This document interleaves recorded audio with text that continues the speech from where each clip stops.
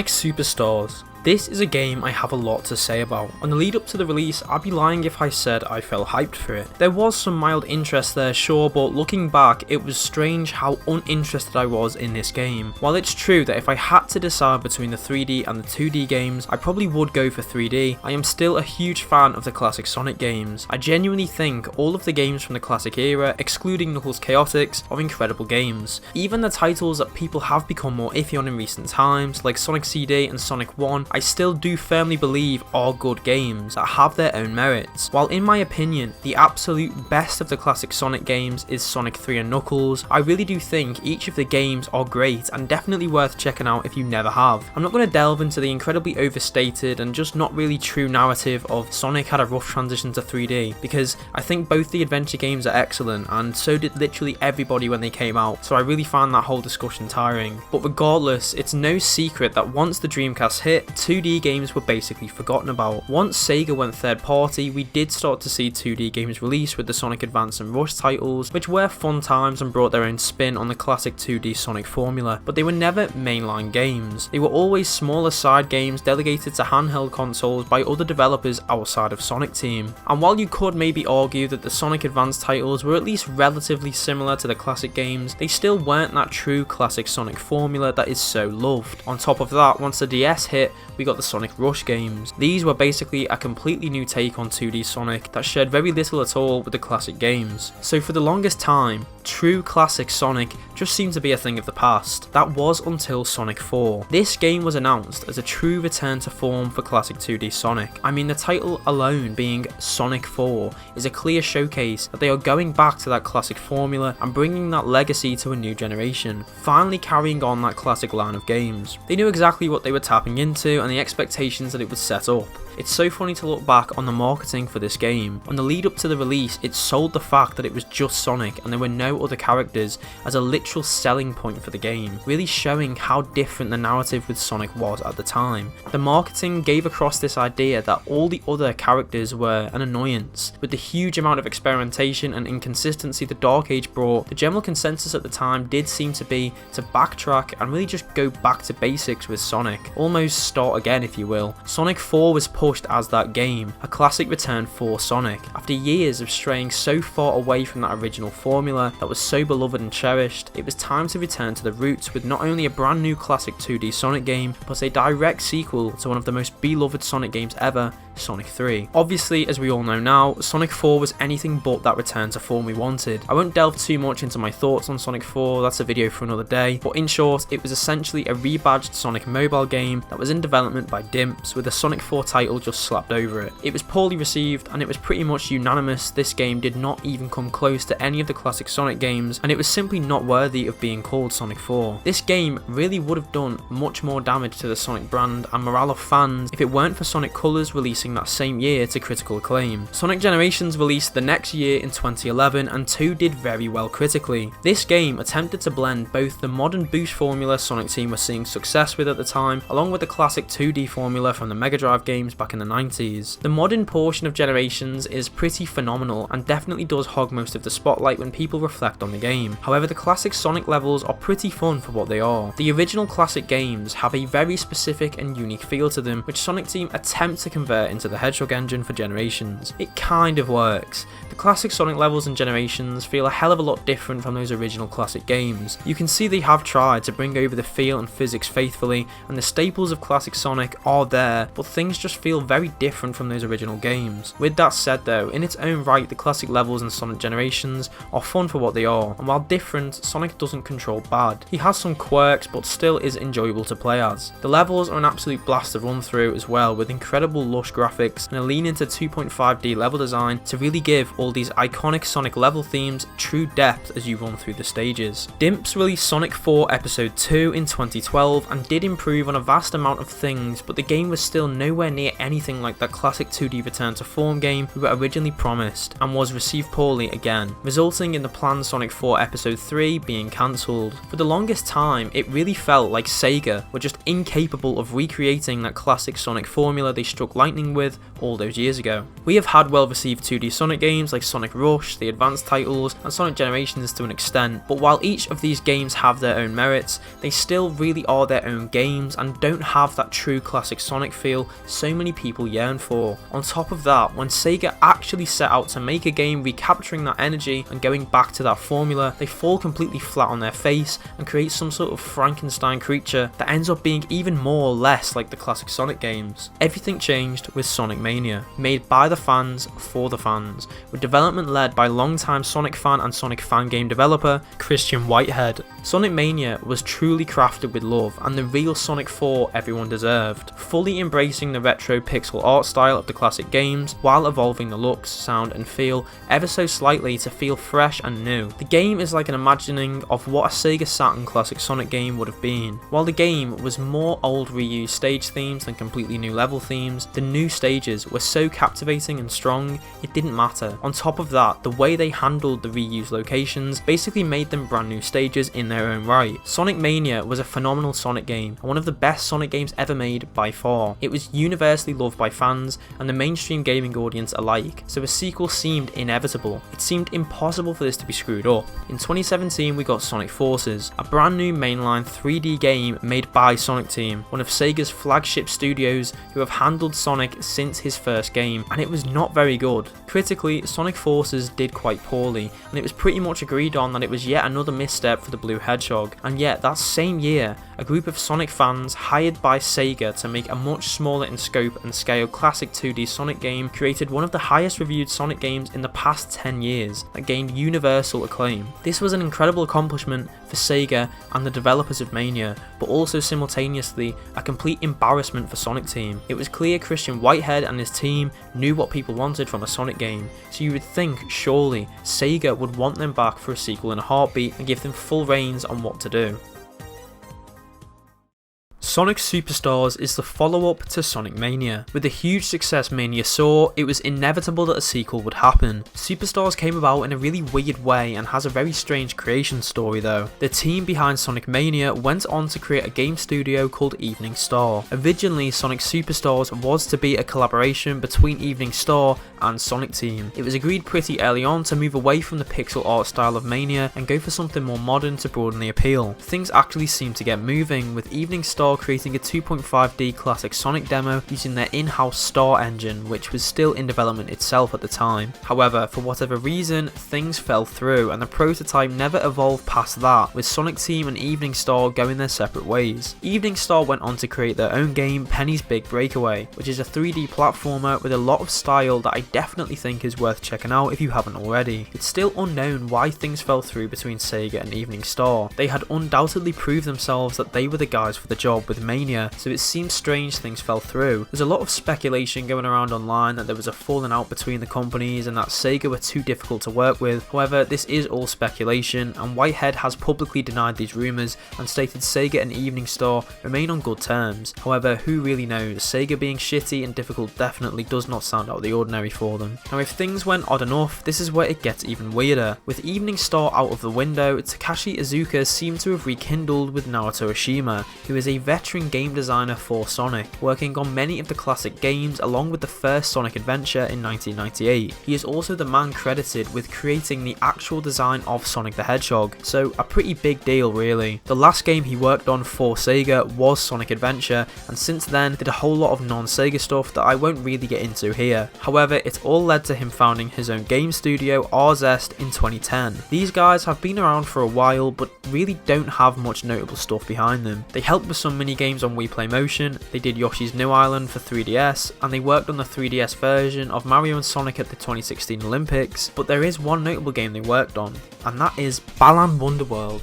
You know, the game by Square from Yuji Naka and the aforementioned Naoto Oshima, that absolutely bombed. Balan Wonderworld is an absolute minefield I will not get into because I do want to actually talk about Sonic Superstars here, but in short, the game was a colossal failure and there was a lot of allegations from Arzest about Yuji Naka being a horrendous boss, making unreasonable demands and expecting people to work for free in some cases, along with Yuji Naka throwing allegations at Square claiming they are basically responsible for the game's failure and sabotaged it. The whole thing is a big mess. Now, while I have great respect for Naoto Oshima and what he has done for Sonic in the past, when looking at the broader Arzest company as a whole, there is very little notable stuff they have worked on, and the one notable title they did work on was a complete disaster. So the fact these guys were working on not only a big release Sonic game, but a sequel to Sonic Mania, one of the most well received Sonic games ever, it really didn't instill me with confidence. The Sonic team did provide some support with Superstars, but the main bulk of development was handled by Arzest. I think all of this contributed to my just lack of interest in the game from the offset. It's hard to fully put my finger on really. As footage was shown off in trailers and stuff, I remember thinking the game looked alright, but nothing really seemed to actually get me excited. It just looked fine. This was likely also to do with the competitions Superstars was up against. In basically the same week, Super Mario Wonder and Spider-Man 2 were both releasing, two games I was much more interested and hopeful for. Nevertheless, when Superstars released, I did pick it up and played it for a couple hours before putting it down. I didn't touch the game again until I started a fresh playthrough for this video. So, I've gone back with a fresh perspective and fully finished Superstars, and well, I do have a lot to say. I suppose we should start off with the story, and straight away I have issues. I'll be honest, this is the first time I've been genuinely just plain confused by the story of a Sonic game. I'm aware that for a classic 2D Sonic game, the story is going to be much simpler and take a back seat, but the plot for this game is one of the strangest and most forgettable plots I've ever seen in a Sonic game. Genuinely, while writing this script, I could not tell you clearly what the story for this game was, and I fully finished it. Off what I could understand from just playing, Eggman heads to the brand new North Star Island to capture animals and turn them into robots, as per usual. However, this time he's accompanied by Fang the Sniper, who he is paying for help, and his new character Trip, who I'm still not really sure who she actually is and her importance. She seems to be some sort of fucking apprentice or something, I'm not really sure, but she gets ordered and pushed around by both Fang and Eggman. Initially, the plot seems really straightforward and simple, but as things progress, issues start to arise. If they just wanted to tell a simple story of Eggman heading to a new location to capture animals with help from Fang, that would have been perfectly fine. No one is going into a fucking 2D Sonic game with an expectation of Shakespeare. The previous classic Sonic games always had incredibly simple stories anyway, just out of necessity, as the hardware those games were made for would make it very difficult to try and tell anything grander. Now, with Sonic Superstars, obviously we are at the point where technology would allow the devs to tell a much more intricate and involved story if they felt so inclined to do so, but by no means was there an expectation for it on a classic Sonic game. The issue with Sonic Superstars that plagues this game in pretty much all aspects is being stuck in this weird limbo between wanting to stay true to the classic Sonic games and wanting to innovate and modernise the formula for a new generation, and already we can see this in the story. They could have easily just limited this game to a simple Sonic vs Eggman storyline. The new location and the reintroduction of Fang would have been enough to keep people engaged, but instead they wanted to tell a more intricate narrative about this new Trip character and try and tell this story of her being an underdog, getting pushed around and underestimated by Eggman and Fang, only to realise Sonic and co were her true allies and betray Eggman, which again would have been fine if they want to do that, but the game insists on telling the story in the incredibly simplistic format that was used in the original classic Sonic games, with just very brief cutscenes with characters jumping around and being overly animated to try and show things progressing. Now, this was perfectly fine in, say, Sonic 3 and Knuckles, as A, due to the hardware limitations of the time, there really wasn't much more else they could have done, and B, the story they were trying to tell was intentionally kept simple and brief to accommodate for the simplistic nature of the cutscenes. But with Sonic Superstars, we're stuck in this weird in-between, where the devs decided they wanted to tell a more ambitious story and really give Trip this character arc similar to, say, Shadow in Sonic Adventure 2, but they are also dead set on sticking to the incredibly simple storytelling format from the original classic games, and it just makes the story feel really weirdly paced, uninteresting, and at times just confusing. It's really hard to resonate with Trip and get invested in her character and her story of realising her true potential when we're just told the plot through these brief, simple animations. There's a few occasions in the story where I really felt like the developers were trying to really present this evolution in the plot and Trip's character, but it just seemed to all fall flat on its face for me. For example, a rather chunky section of this game game is dedicated to trying to show how Amy helps Trip when she's feeling down, which leads Trip to start to think she should be helping Sonic and friends, but the whole thing just feels really poorly paced and is just so limited, it's hard to really feel like anything much is happening aside from just an excuse to get to the next zone. Due to the incredibly limited nature the plot is presented in, things that are pretty important just happen in a flash and we're on to the next zone. So throughout this game, the story just confused me more than anything. I know that a tie-in animation was created for this game, but I'm looking at the plot from the confinements of Sonic Superstars. I shouldn't have to go to YouTube just to get context on a game's story so I care about a character or just so I know what's even going on. As this game went on, I just completely fell off with caring and was really just waiting for the next stage. But story really isn't that important for a game like this. While their weird attempt to tell a more intricate plot through a format from 1993 created a very disjointed and confusing experience in my opinion, at the end of the day, people are buying a 2D Sonic game for the gameplay. That classic Sonic formula is really what even the biggest of Sonic naysayers will admit is the most successful iteration Sonic has ever had. That original gameplay style from way back when really is a spectacular whirlwind of game design. The perfect mix of momentum-based physics, speed and platforming create a truly unique experience. However, as I delved into in the beginning of this video, that classic formula is also ridiculously easy to mess up, funnily enough usually by Sega themselves. Those classic games have such a specific feel to where if something is just slightly off, it's really apparent. Now while Sonic Generations iteration of classic Sonic was definitely a fun time, I don't think anyone is out here arguing it was anywhere close to a faithful recreation of the original formula. Sonic Mania really was the first modern Sonic game to feel like a one-to-one exact copy of the classic Sonic gameplay in all aspects. The physics, the momentum, everything felt exactly as it did 25 years ago. In many ways even better with the new speed state, the drop dash and the 60 FPS animations. But Sega are at this point incredibly aware how skeptical people are of their ability to recreate classic Sonic faithfully, and with Sonic Mania being the first and only modern Sonic game to actually get it right, it was incredibly important that Sonic Superstars got the physics right, because if the physics are off, the whole game is basically off. As soon as we first saw gameplay footage of Superstars, it was evident they were trying their best to create as close to a one-to-one recreation as possible in a 3D engine. The animations and character model sizes were all pretty much an exact replica of the classic games, trying to invoke that classic Sonic feel. The game certainly looks like a classic Sonic game,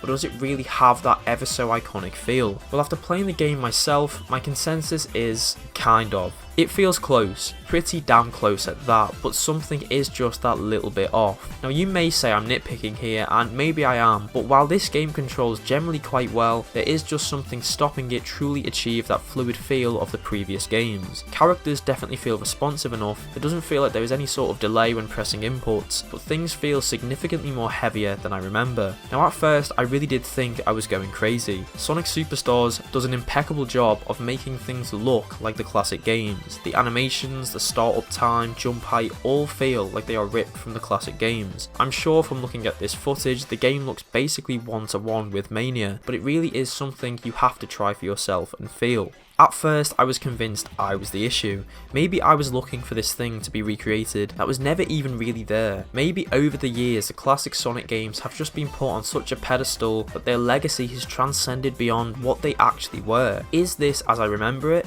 It certainly looks like it. Am I just being incredibly picky here? Well, this was driving me mad, so I went back to Sonic Mania and things are definitely different. While in theory everything seems the exact same down to the animations, the speed states, the drop dash, in Sonic Superstars characters feel almost nerfed. Bear in mind this is not a huge deal. Things feel fine and it's nothing like Sonic Generations or God forbid Sonic 4. Outside of Mania, this is probably the closest they have came to replicating that feel, but it's not a complete success. The first notable issue is weight. It's weird since the animations seem to trigger in a very similar time frame, but Sonic feels much less lighter now. It feels like everything takes longer and more effort. Building up speed takes longer, stopping takes longer, and reacting to environmental changes in the level just doesn't feel as easy. In the classic games, even at blistering speeds, I felt confident at any time I could quickly jump, roll or brake to react to hazards. But in Superstars, while you can still do all this, it feels significantly less snappy and I have much less faith in myself and the controls to avoid taking damage. Unfortunately, Sonic's heavier feel doesn't seem to benefit his speed, as while you can undoubtedly get some speed going in this game, it never feels like it hits the heights of previous titles. titles. Going back to what I said before, there is a feeling that things have been nerfed. Sonic just doesn't feel as fast, and whenever he does hit top speeds, things don't feel as fluid and can sometimes seem a tad uncontrollable. The spin dash is another thing that just seems to be less fast. Even a max rev spin dash just doesn't seem to hit the speeds that you were getting in the classic games. Now I don't want to overstate these issues here. While I do have complaints, bear in mind everything I've said is relatively minor. My overall enjoyment of the game is impacted slightly, as all these issues do add up to just make a less fluid and responsive feeling experience, but generally the controls in this game are pretty decent. Anyone playing this who hasn't played the classic Sonic games for a long time will probably not even notice a difference, but I do. Especially going back to the classic games to compare, Superstars does have a difference and in my opinion slightly poorer feel to it. I won't go too hard on Superstars for this, as again generally speaking the controls are pretty good, but it is nuts to me that even 30 years on, Sega still struggle to properly replicate that original classic Sonic gameplay. We can get close, but we just can't quite seem to fully grasp it.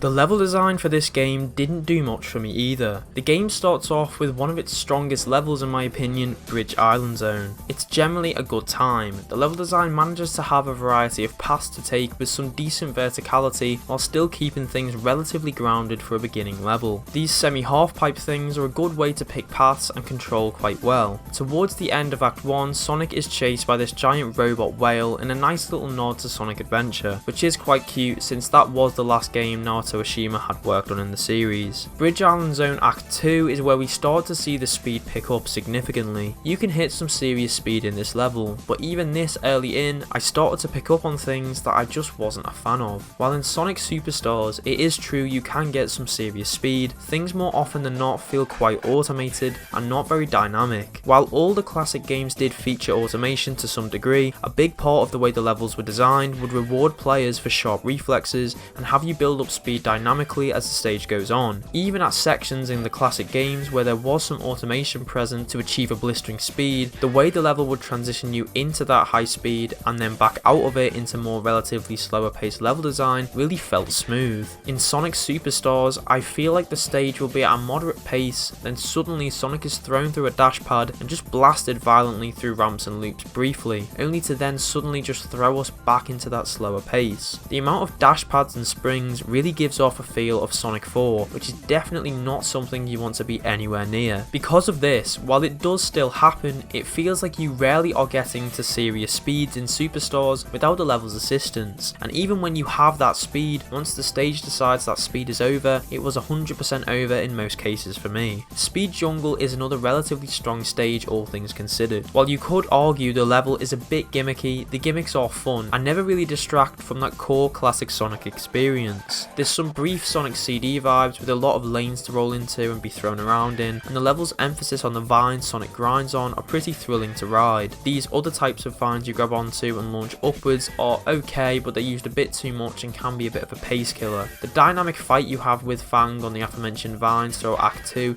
is pretty engaging, which is very unusual for anything boss related in this game, but I'll get to that later. While I wasn't without complaints, up to this point I had felt that Sonic Superstars had a relatively strong opening, but Sky Temple onwards really I started to feel like things were taking a bit of a nosedive. While I do understand levels have to get more complex and difficult as things go on, I was just finding myself bored. A lot of the level design is fine, but just seemed to lack the finesse that the classics had. Progressing through this game, I just didn't feel the investment I had in games like Mania. Don't get me wrong, things aren't dire, but they just felt boring, which can just kill a game for me. There is a couple of instances still where I did feel a bit more engaged. While Pinball Carnival Act 1 was a fine time, it didn't do anything too crazy for me, as while well designed, it never really escaped a feeling of being a watered down inferior version of Carnival Night Zone from Sonic 3. However, Act 2 was pretty good all things considered, still having a big focus on the pinball-esque level design, which to be fair is a given for any sort of carnival themed Sonic stage. This act also incorporated these sections where you ride on these Eggman roller coasters at blistering speeds. It's more than just a spectacle as well, well as further into the level you have to jump between the different roller coasters and deal with enemies and hazards, all while moving incredibly fast. This rings out to me as one of the brief times the game really did engage me with this level design. I suppose Frozen Base was also quite interesting with the switching conveyor belts to alter the stage and paths you can take. However, sometimes things could get a tad annoying and feel a bit cheap. Overall though, a lot of the stage design here really just felt okay. It's clear they have looked at the classic games extensively for inspiration and created something that at first glance can look like a pretty faithful recreation and continuation of those original stages, but sitting down and going through the game properly makes it clear that while the game does come close at times, things just aren't quite up to snuff. Not a horrendous attempt mind you, like some previous games, but for me it just didn't hit the spot a lot of the time, and I feel like Arzest may have been slightly out of their depth. Many stages like Sand Sanctuary felt like they could have gone somewhere, but just never really amount to anything. Sand Sanctuary felt like the level could get interesting with the snakes to run on, but the developers never do anything with them,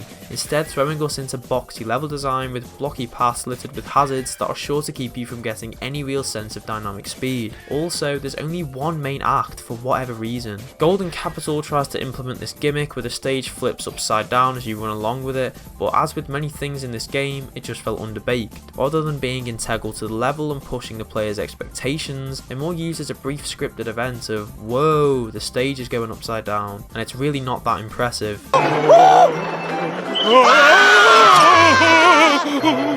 And then it's back to stilted bland level design that feels incredibly similar to previous stages. In terms of raw level design, the stages in Superstars lack any real individuality, and things tend to just bleed together. Any signs of more unconventional and interesting concepts for stages never seem to really get the attention they deserve, and more often than not are pushed to the wayside for what the developers seem to deem as safe classic Sonic level design. It's also a shame that the elemental shields are nowhere to be seen here. Sonic Mania brought back the elemental shields from Sonic 3 and they were incredibly fun to use. Mania also sometimes had the stages react to them, like if you have the fire shield and touch the oil in Oil Ocean Zone, the whole place is set ablaze. Elemental shields were an absolute blast, but for whatever reason they were scrapped for this game, instead just getting the standard more boring typical shields. There are also new optional acts that you can play after a level that are tied to a specific character. I won't spend ages on these as there's not a lot I've got to say, but overall I think they're a bit of a mixed bag. I do like that they allow you to explore playing as other characters to see their moveset without committing to a full game playthrough as said characters. With the levels being locked to specific characters as well, it allows the devs to make stages designed with that specific character in mind, rather than just having to go for a general one-size-fits-all approach with the main acts. I do also appreciate how these are optional if you just don't want to play them. However, the stages themselves can vary in quality quite a bit. There are some pretty fun levels in here. Some of the Knuckles stages ring out to me as times I had a lot of fun, but there is also a lot of stinkers here as well. One of the worst examples that comes to mind is the level as Amy, where you have to avoid the fruit. You also have to carry Trip on your back throughout the whole stage to try and portray this bullshit friendship development the characters have, but Trip just makes you feel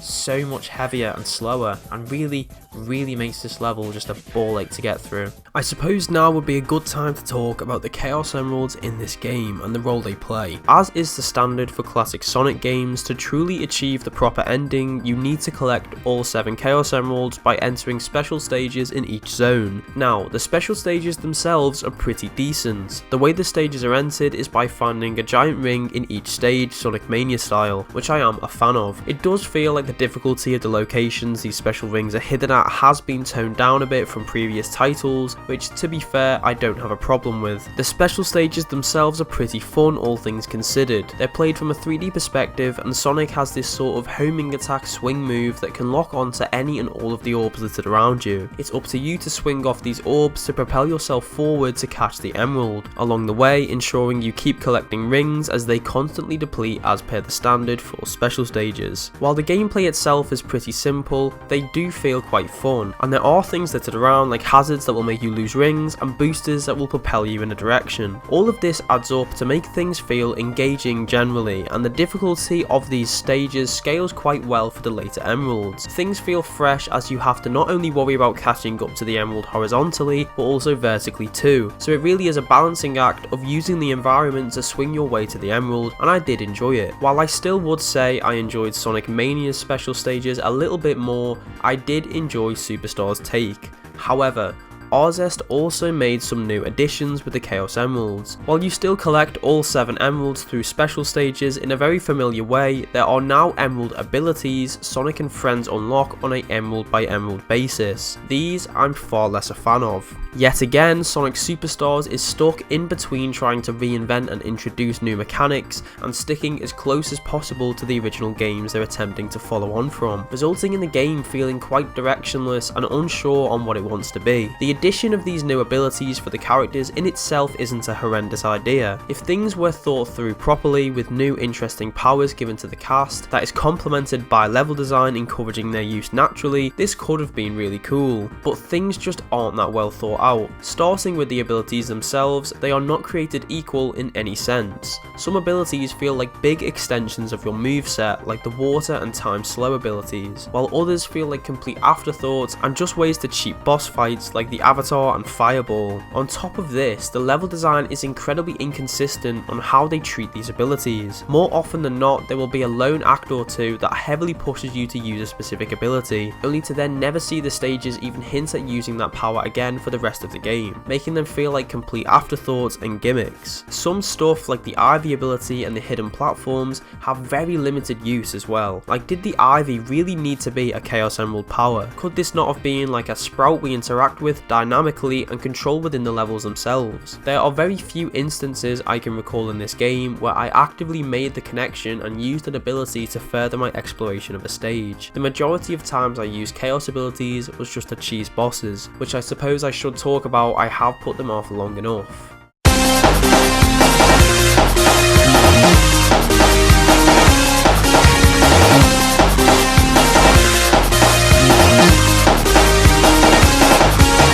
While the stages in Superstars for the most part didn't impress me, they didn't offend me either. The same cannot be said though for the bosses. I really do feel that the boss fights for this game are genuinely some of the worst boss fights I have ever played in a Sonic game, and that is down to one main reason: waiting.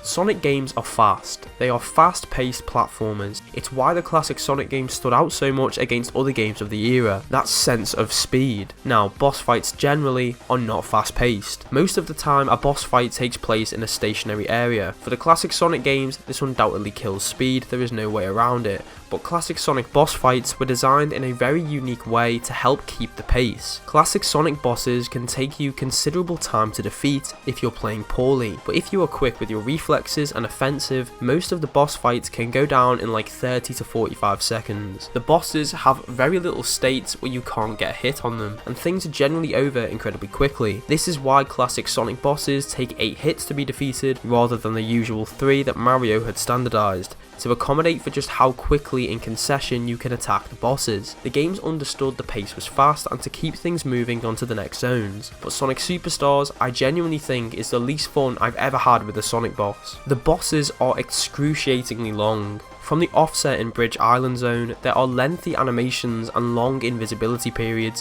where you can't attack, but as the game goes on, this issue just gets worse and worse. Some of the later bosses in this game have what feels like genuinely minutes of just waiting for the game to allow you to hit the boss just one fucking time, and what makes things so much worse is despite having excruciatingly long and drawn out boss fights with only very brief sections where the game decides you can get a single hit in, the game still requires you to hit the boss 8 times just like the Mega Drive games. The whole reason the bosses were given that much health was to accommodate for how quickly you could attack the bosses again and again. The bosses in this game really dragged down my experience overall. The 8 hit requirement paired with the incredibly poor way the bosses are designed to rarely allow you to jump on them just creates an absolute pace killer. Some notable examples have to go to Press Factory Act 1 with that fucking monkey, Sky Temple and the constant lengthy periods of climbing up to the bosses only to be thrown down again, and the Fang fight for Golden Capital Act 2, where you spend minutes flying around on a floating platform avoiding hazards while the boss just watches you in the background. The bosses in Sonic Superstars are very poor. I really don't understand what happened here. In terms of designs as well, most bosses are uninteresting and feel generic looking. The constant waiting just to be able to get one hit is a complete pace killer and genuinely makes me feel like I couldn't go back to this game and blast through it time and time again like I do with Mania. They're just that bad.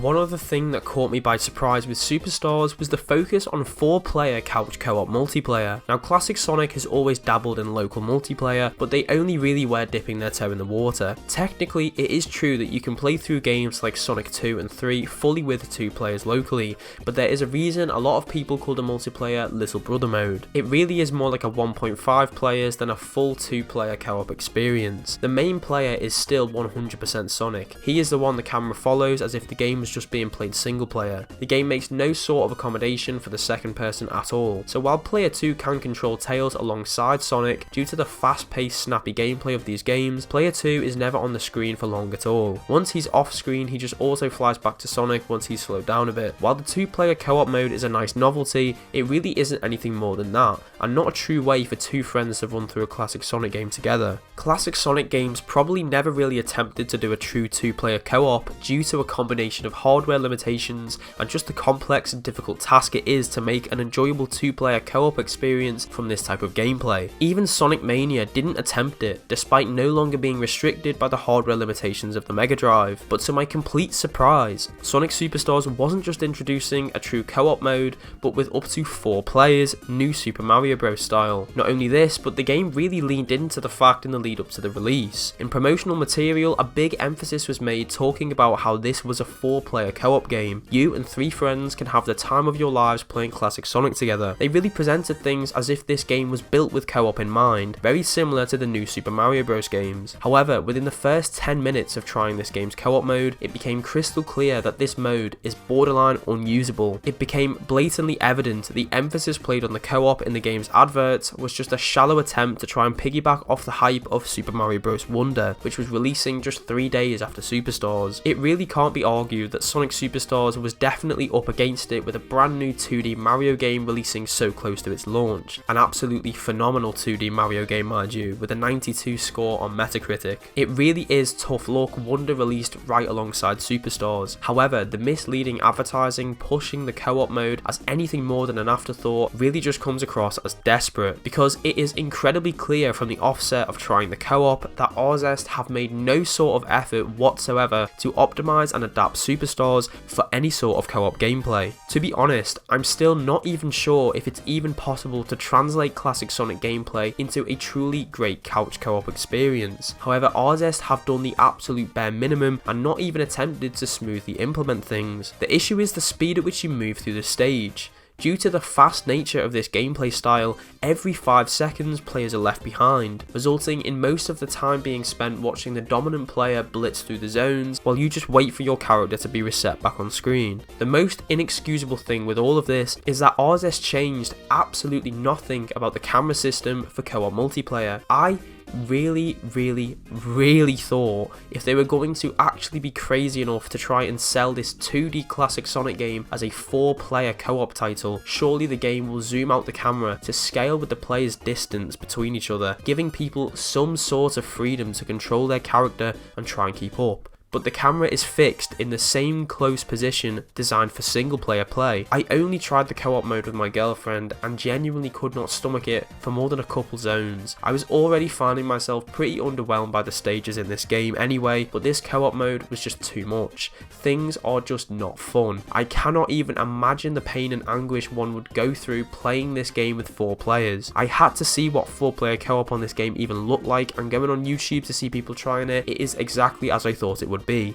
A frustrating mess where 90% of the time one character is blasting through a level while 3 others wait to respawn. The only sections of the game where the co-op actually was usable was the boss fights, because you couldn't go anywhere, but the boss fights are horrendous anyway and still take just as long to defeat as they do in single player, so it's a moot point. If this was a little bonus mode added in for the fun of things, while still just not that fun, it could at least be a little 5-minute novelty. But the way Sega presented this game as a true 4-player co-op experience similar to the likes of Mario Wonder, despite absolutely no changes made to the game other than 4 players just in a level at once, is just misleading and just quite scummy. If you do play this game, I would steer clear of the co-op mode at all costs. Weirdly enough as well, there is also this incredibly forced feeling and bland online multiplayer mode for Superstars. Originally seeing the game's emphasis on the co-op in the trailers, I was under the assumption that Superstars would allow people to play the co-op mode online with friends. However, that unfortunately isn't the case. Instead, RZest have gone down the bizarre route of creating this separate online battle mode where you play as a nameless robot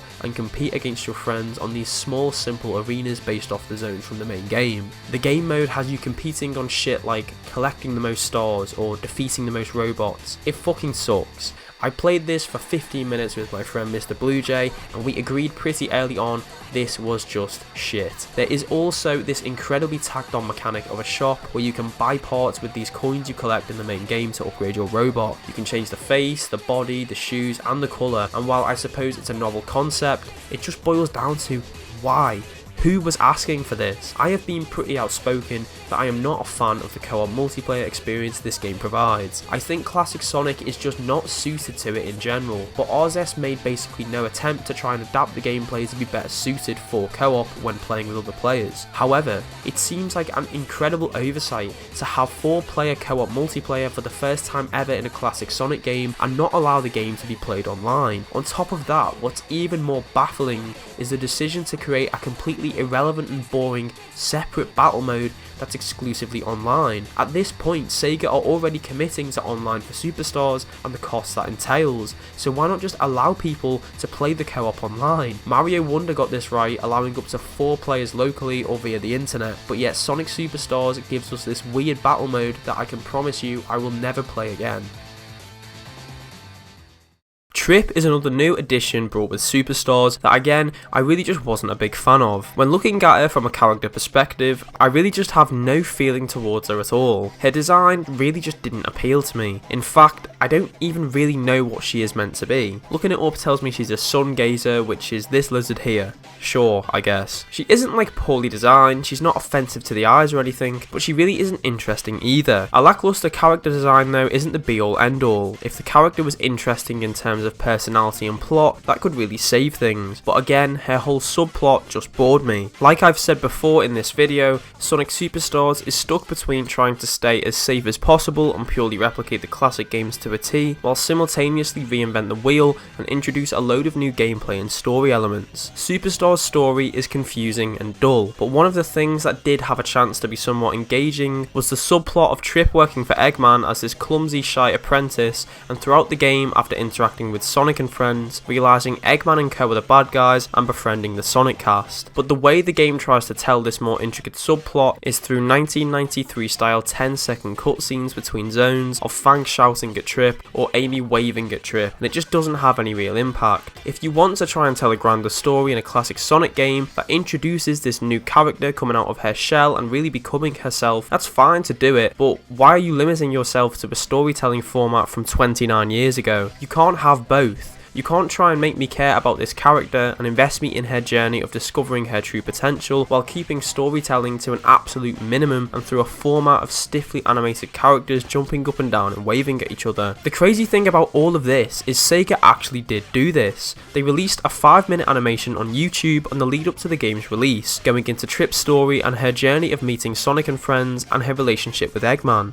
Why isn't this in the game? This one animated short on YouTube has a longer runtime than all cutscenes in the actual game. I can't see why, when trying to introduce a new character and tell an engaging story about her, they decided that to get any sort of real storytelling, the player has to go off the game and watch a separate animation on YouTube. It just seems daft. However, Trip also has her own separate story to play through after finishing the main game. After defeating the final boss in Sonic's campaign, which I will group with the other final bosses and talk about later on, Trip's story is now unlocked. Now this is really where I started to properly not have fun with this game and basically force myself to soldier on for the sake of getting this video out. Trip's story is a run through all the same zone themes done in the main story, but with remixed, much harder and much cheaper level design. It is a shame as well because while I didn't find Trip especially appealing as a character, she is fun to control and has a solid moveset. There are some periods where the stages do highlight her abilities and I was having fun, but more often than not the game just descended into cheap, boring level design. design. What really dragged this playthrough out was the bosses though. These fuckers are the one thing that remain unchanged from the main story, and I just dreaded any sort of boss fight. I'll be honest, at Trip's story, was I not making a video on Superstars, I would have long put this game down. I just wasn't looking forward to playing it anymore. And that feeling I had playing through Mania for the first time, that I was oh so desperate for Superstars to replicate, was long gone. I no longer wanted to see what this game had to offer. I was just tired of it. And Trip's story was especially painful, because not only did it feel like padding for the sake of it, not only did I have to redo all the stupid fucking bosses, not only did Trip as a character just not engage me, but Trip was fun to control. She had cool and interesting abilities that, when complemented by the level design, were really fun. I know this because there are brief moments where Trip's story does just that, but they are just too irregular, and I just wanted to be finished with the game. Also, despite never doing this before, in one of the later zones, you are required to have the time slow ability you gain from one of the Chaos Emeralds. This level is unfinishable without it, so if you were playing through Trip's story without getting the Chaos Emeralds, you now need to go back and collect them to even finish her story. One of the few criticisms directed towards Sonic Mania was that it had reused more level themes than brand new ones. So with Sonic Superstars, one of the more enticing aspects of it was that the game would be all entirely new level themes. However, while this is true in theory, the game feels more like new level themes in the vein of Sonic 4 rather than like Sonic 3. While technically, Sonic Superstars boasts no reused stage themes and all zones are brand new, the bulk majority feel very derivative of older levels. Bridge Island zones, Speed Jungle and Cyber Station are some notable standouts of interesting new themes, however the rest feel really tired and overused. Pinball Carnival is the overdone carnival theme, Press Factory is your typical run-of-the-mill industrial Eggman level, Lagoon City looks very derivative of Labyrinth Zone for some godforsaken reason, and Sky Temple is just a poor man's Sky Sanctuary. Golden Capital does feel like a new unique level theme, but it just isn't interesting at all and looks pretty horrendous to be honest. In fact, that leads me right into a big issue I have with this game that really isn't mentioned enough. Just how bad this game looks graphically.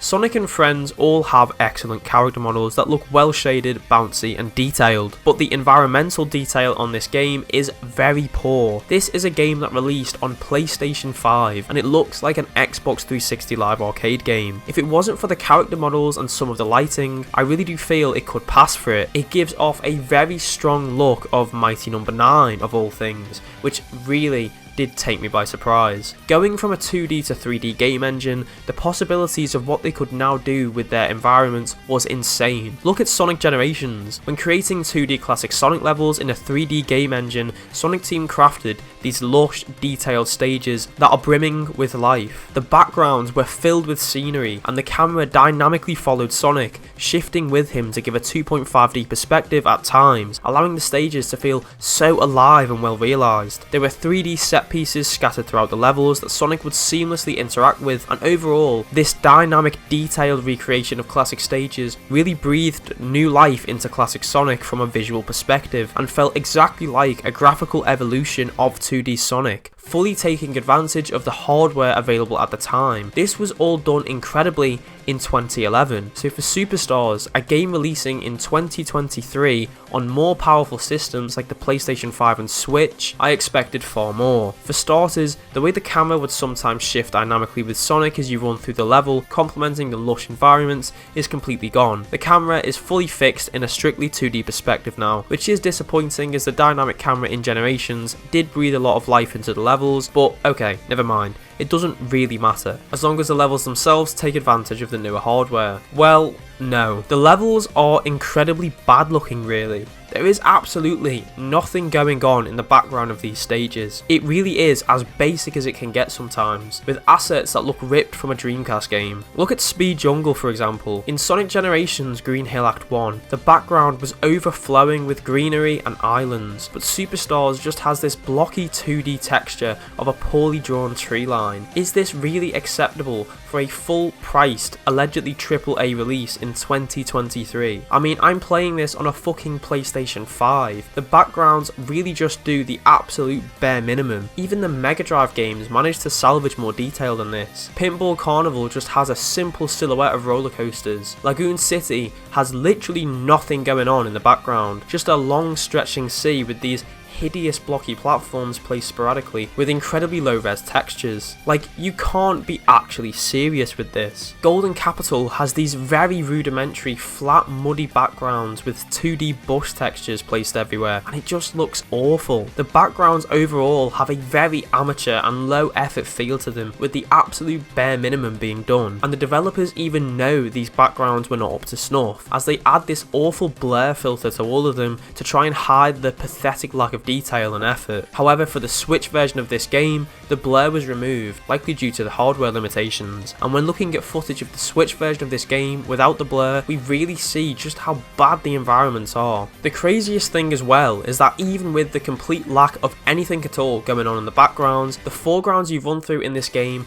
are just as poor too. Things look very blocky and static, the geometry feels very basic, and overall the whole game gives off a very strong 7th gen online only download vibe. It looks like something that will be bought off the Xbox Live Marketplace in 2009 for £20, not a full price game released on next gen consoles in 2023. Textures are pretty low res, and there's multiple instances in the game where you can see the textures start and end in the geometry with no attempt made to even try and look somewhat decent. The fidelity of the game really is a big letdown, especially when you compare things against Generations, a game that created 2D Sonic levels in a 3D game engine in 2011. It really highlights how the absolute bare minimum was done here. Everything feels incredibly low budget. This really isn't a case of Generations having a different art style. Regardless of whatever art style Superstars tries to go with, there is no excuse for the game to look this low effort and bland. The only real saving grace is the detailed character models and the lighting effects. The music for Superstars is really not my thing either. I mean, absolutely no disrespect to Jun Sonoe. He has created some phenomenal music for the series, stuff like Open Your Heart, Live and Learn, Sonic Heroes, and much more. However, classic Sonic music really is not his strong suit. For the love of God, can we please move away from the Mega Drive sound font? Not all classic Sonic music has to sound like it is ripped from a Sega Mega Drive. It's allowed to evolve and change for newer releases.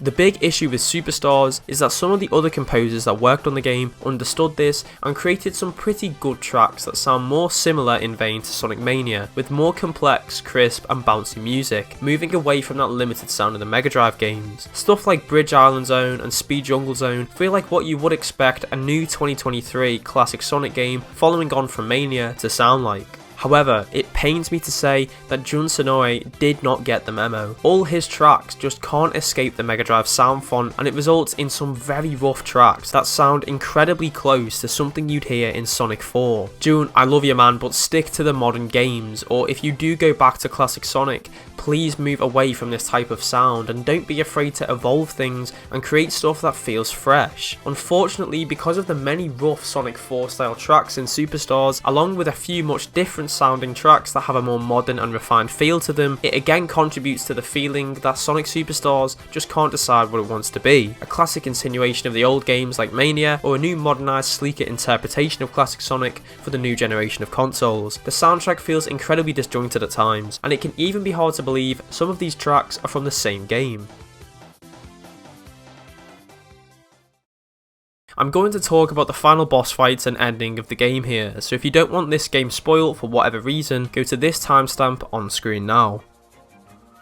The final bosses in this game really are a grand finale of shit, truly living up to the hideous reputation the previous boss fights have set up in this game. Technically, there are 3 final boss fights. The first is the final boss fight at the end of the main story, then there is a final boss fight at the end of Trip's story, and then there is the true final boss fight as Super Sonic at the end of the game if you collected all 7 Chaos Emeralds. I'll start with the first of the 3, the main story boss fight. This is a fight against Eggman in a new incarnation of the Death Egg robot. This time he's in the background however, and you're in the foreground. As you run you can get behind the boss. The fight is basically running around on the platform, dodging his different attacks. Usually he turns with you as you run around the stage, however when he shoots missiles at you, he stays still. You need to quickly get around to the back of him and hit one of the blue missiles to knock it back to him, dealing damage. Things are okay, but he does have some cheap attacks that did catch me off guard at first. However, after knocking his health down enough, he enters his second phase, entering the foreground with you and chasing after you. This section can be really annoying because since he's destroying the floor as he chases you, if you get hit, it's an instant death. This is the only real time where I found the chaos abilities useful, and it was only because they just let me get easy hits on Eggman in the second phase, since it was so dangerous jumping yourself to hit him,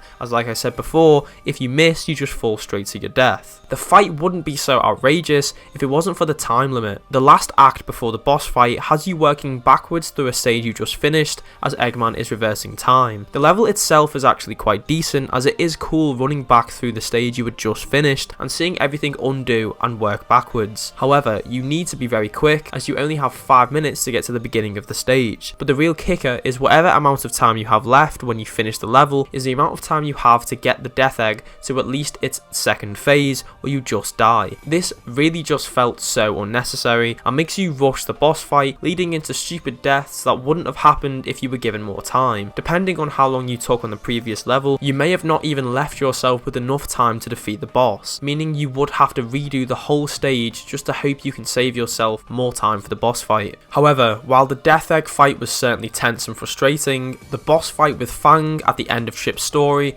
it broke me. This fight is the most infuriating, cheap boss ever. The first phase is just a lot of running and waiting, dodging stupid attacks just to get one hit in on Fang. However, the real pain started in phase 2, where Fang comes back in this huge mech. The attack patterns of this boss is just a constant bombardment of attacks you just don't know how to react to until you've died from them, and it's just a constant stream of shit flying your way. I nearly quit from this boss fight. I just had to whack on an unrelated video from YouTube and just brute force my way through it, trying again and again and again, mesmerizing the attack patterns until he finally went down. And to really just sum up this game, when Fang has one hit left until he's defeated, he busts out this new move never done before, where he throws his arms either side of you and slams his head onto the floor, crushing you and causing an insta death. The only way to react to this is by using the time slow chaos ability, or just knowing that he was going to do that, which you wouldn't without dying from him.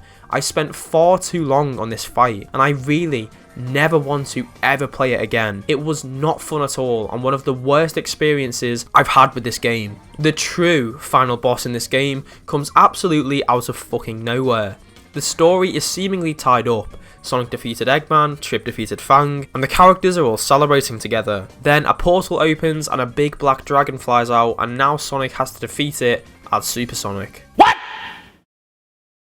What the fuck? This just happens out of fucking nowhere and literally feels like the most random thing ever. It's not just me as well. Going online, you see loads of people confused as to what the fuck is going on and what this dragon has to do with anything. It turns out, to understand the context of this dragon, you need to watch that previously mentioned 5-minute animation on YouTube that isn't included in the game for whatever reason. Apparently Eggman discovered a mural talking about a massive sun gator dragon that was sealed away, yada yada yada. I really don't care at this point. It doesn't matter how many tired animations are released on YouTube, this will never not feel completely unneeded and just an excuse to have a supersonic boss fight, literally just to tick the box. This dragon was never mentioned in the game at all. When I saw this dragon, I immediately thought back to the pain and anguish I had just gone through with the Fang boss fight, and was certain that this fight must be the absolute worst the game has to offer, but I was pleasantly surprised. However, this isn't saying much, since my expectation was that the boss fight would make me want to kill myself. The fight is fine. The real fight is ensuring you don't run out of rings for long enough to actually kill the boss. The majority of his fights don't even damage you, they just knock you back using up your time, as you are working with a very limited number of rings. You only really just feel like you're keeping on top of things. Towards the end, there's this section where you have to knock his attack back and forth, then after that, Sonic blasts towards him one final time,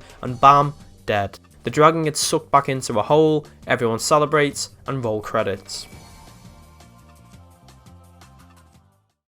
I really didn't like Sonic Superstars, and I know that might upset some of you because from what I can tell, some people do quite enjoy this game, but for me, it has to be one of the most nothing Sonic games I've ever played. I was going in hoping for a true successor to Mania that can carry on the foundation it built and really be a worthy sequel. However, I can't help but feel that Ozest really went up to the task. For me, Sonic Superstars had a confusing and uninteresting story, a heavier and more sluggish feel compared to the previous game Sonic Mania, level design that felt very safe and uninspired, generic theming that has been done before time and time again, graphics that feel incredibly low effort and outdated, music that is very inconsistent with an overall lackluster feel, a multiplayer mode that is a complete afterthought and borderline unplayable, and boss fights that are some of the worst designed encounters I've ever played in a Sonic game. After finally finishing this game and watching the credits roll, I couldn't help feel anything but absolutely nothing, because this game made me feel nothing.